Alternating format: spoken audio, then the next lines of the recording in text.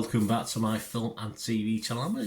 I'm looking at something that's been out for a little while, but it's only just appeared on the BBC. It's only just appeared on the BBC iPlayer, but I think this first aired on the streaming site or streaming company Gold on the 28th of March 2022. So I'm recording this on the 9th of March 2024, so almost 2 years. And yeah, it's only 3 episodes, just 3.5-hour episodes, about 29 minutes, and it's a British television sitcom set in the Nottinghamshire town of Newark-on-Trent. Yes, I've been to Newark a few times, usually though just on the way to Ipswich or Norwich, so that's my only it was a stop-off point for football coaches, so I don't know if it still is. It probably is, because the coaches go other ways nowadays, but Newark used to be, and this is simply called Newark. There you go. So good they named it twice. I think that's what they're aiming at. Simple as that. Anyway, please join me as we have a look. If you are new to the channel, push that subscribe button, push the bell notifications. If it's their joke, not mine. Great to have you on board. Let me know what you think of this, especially if you live in Newark, because it's quite a positive response, I think, looking through some of the reviews from people who live in or around it. Duck, yeah, that's what they call people, Duck, don't they? I think I'm fairly safe on that. I think I'm allowed to say that. So let me know what you think, guys. Great to hear from you, and I will respond or give you a like. Please, I'm just trying to get up to double figures for my likes for these vlogs. It's not a big target, but I sort of edge toward 5, 6 or 7. So you get me to 10 likes, guys. Press that like button, it would be much appreciated. Recently divorced Maxine, played by Morgana Robinson, is trying to adapt a single life after separating from Terry, played by Matthew Hall. Yeah, we'll have a quick word about him before we go.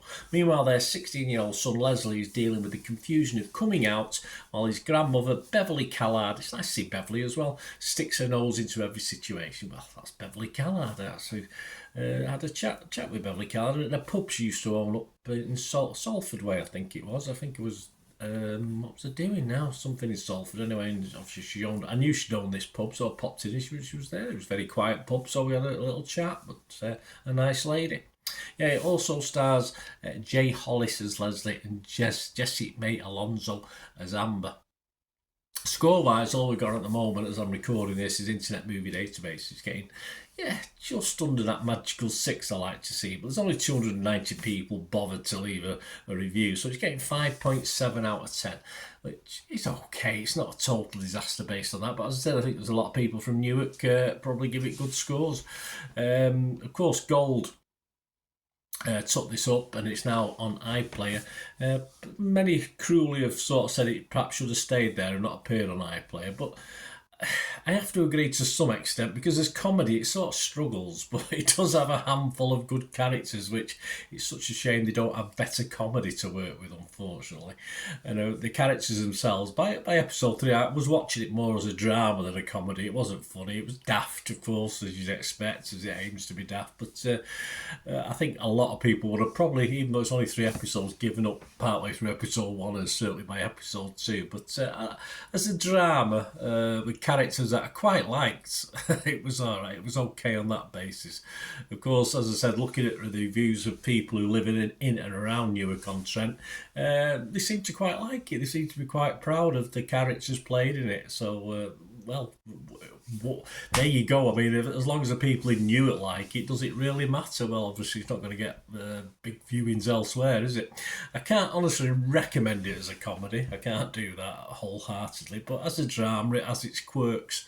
And yeah, I said I'd get back to Matthew Horn into that. He was my particular favourite of this. It took me about half an episode to realise who it was, who or where he was. And thankfully, of course, there's no James Corden in tow, so that's even better.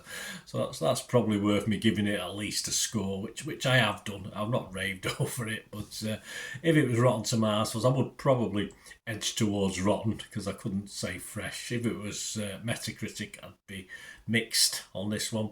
But I'm just going to give it my lowest score I do give anything. If anything gets a lower score than this, I just don't bother. I am going to give it my minimum score of 5 out of 10, as I said, on the basis of I just like some of the characters, even though I just wish they had better lines to deliver as a comedy. I just enjoyed it, and it was less than an hour and a half out of my life to watch it and quite enjoy some of the characters. So it was okay on that basis. But as a situation comedy, no, not really.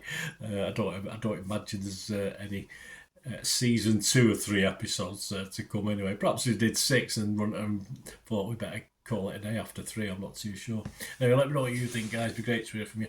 Till we meet again, last one thing, please stay safe, everyone. Bye for now.